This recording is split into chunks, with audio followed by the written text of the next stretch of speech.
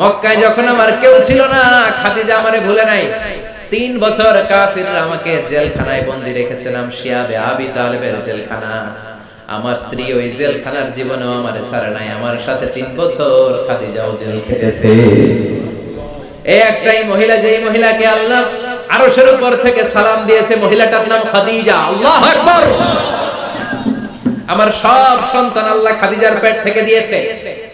ফাতেমাতুজ জোহরা খাদিজার মেয়ে, জাইনাব খাদিজার মেয়ে, উম্মে কুলসুম খাদিজার মেয়ে, রুকাইয়া খাদিজার মেয়ে, আবুল কাসিম বিশ্বনবীর ছেলে খাদিজার ছেলে, আব্দুল্লাহ যাকে তাইয়্যিব এবং তাহের নামে আমরা চিনি, সেও খাদিজার ছেলে। সুবহানাল্লাহ। ও আবু বকর, আমার এই কলিজার টুকরা প্রিয়তমা খাদিজারে রেখে দিয়ে কেমনে বাসায় যায়? তুমি যাও, আমি দাঁড়িয়ে থাকবো। এখনই মুনকার নাকির এসে খাদিজারে প্রশ্ন করবে, আমি দেখবো খাদিজা উত্তর দিতে পারে কিনা। আর প্রশ্নের উত্তর যদি ভুল করে ফেলে, কবরের উপর থেকে আমি নিজে প্রশ্নের উত্তর দিয়ে দেব। সাইয়েদনা জিবরাইল বললেন, না, আপনার আর দাঁড়িয়ে থাকার দরকার নাই, আবু বকরের সাথে ঘরে চলে যান। আল্লাহ জানিয়ে দিয়েছে, খাদিজার কবরের প্রশ্নে যদি কোনো সমস্যা হয়, আরশের উপর থেকে খাদিজার প্রশ্নের জবাব আল্লাহ নিজে দিয়ে দিবে। এজন্য কবরের আযাব থেকে বিশ্বনবী পানাহ চেয়েছেন।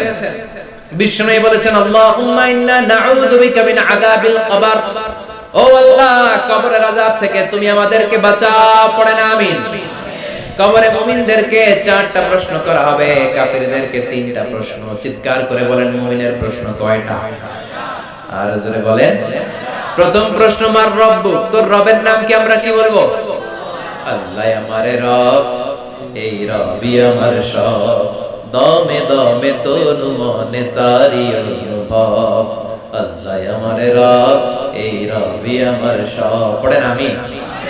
দ্বিতীয় প্রশ্ন, আমার দিন, উত্তর দিনের নাম কি? ধর্মের নাম কি? তৃতীয় প্রশ্ন, আমান হাদার রাজুল, এই লোকটা কে? কে? আমরা বলবো মুহাম্মদ সাল্লাল্লাহু। 3টা প্রশ্নের উত্তর যখন আপনি কবরে করে দিতে পারবেন, অতিরিক্ত একটা প্রশ্ন, ওয়ামা ইলমে, এই যে 3টা প্রশ্নের উত্তর পাল্লা, কেমন করে উত্তর জানলা? কোত্থেকে শিখেছো? নকল করে আনছো? কাফনে কাপড়ে পরীক্ষা হলে নকল আছে না নাই? হাতে নকল আছে না? পায়ে নকল, মুজার ভিতরে নকল আছে না নাই? মোবাইলে নকল আছে না নাই? নকল থেকে আল্লাহ তুমি বাঁচাও। আরো আসতে কোন আমি। কিভাবে জানলা? কেমন করে 3টা প্রশ্নের উত্তর শিখলা? What is the source of your knowledge? তথ্যসূত্র কি? আপনাকে বলতে হবে, আমি যেই কিতাবটা থেকে শিখেছি, কিতাবটার নাম কি? চিল্লায় বলেন কি নাম? এই কিতাবটা হলো কোরআন। আপনাকে বলতে হবে, কোরআন থেকে আমি শিখেছি, বিশ্বনবীর হাদিস থেকে আমি শিখেছি। 4টা প্রশ্নের উত্তর যখন পারবেন, ফেরেশতারা বলবে, আহলান সাহলান, খুশ আমদের, কংগ্রাচুলেশন, বাহ বাহ, তুমি তো চমৎকার পেরেছো। ফায়ুফসাহু লাহু কবরুহু 70 যিরাআন, মুমিন বান্দার কবরটা 70 হাত লম্বা করে দেয়া হবে। ইফতাহু লাহু বাবুন ইলাল জান্নাহ, জান্নাতের দিকে তার কবর থেকে একটা দরজা বানিয়ে দেয়া হবে। জান্নাতের সুঘ্রাণ, ঠান্ডা বাতাস এসে তার কবরের ভিতরে ঢুকতে শুরু করবে।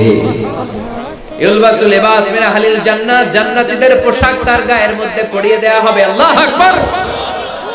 আর বলা হবে, নাম কানাউমিল আরুস, বাসর রাতে বর যেমনি কনেকে নিয়ে ঘুমিয়ে যায়, তুমিও একটা ঘুম দাও।